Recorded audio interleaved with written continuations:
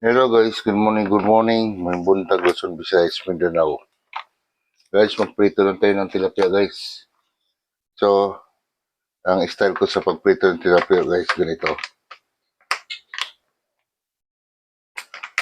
Ayan, maglagay muna ako guys ng all-purpose flour, harina.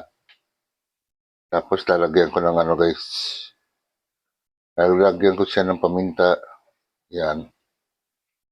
Tapos lalagyan ko ng asin.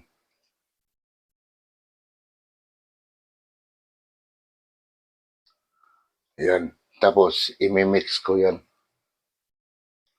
Yan guys, i-mix natin guys.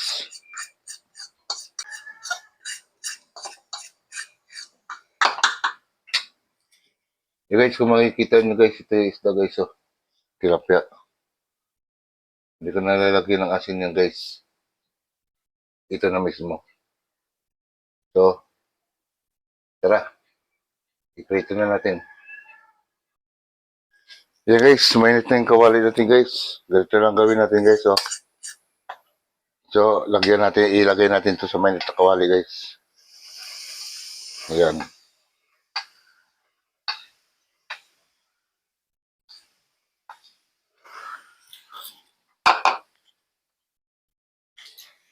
Tapos guys, i-mix natin.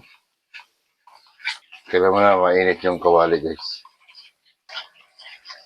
Ayan, kung nakikita nyo guys. So, idiretso na natin guys yung isda natin.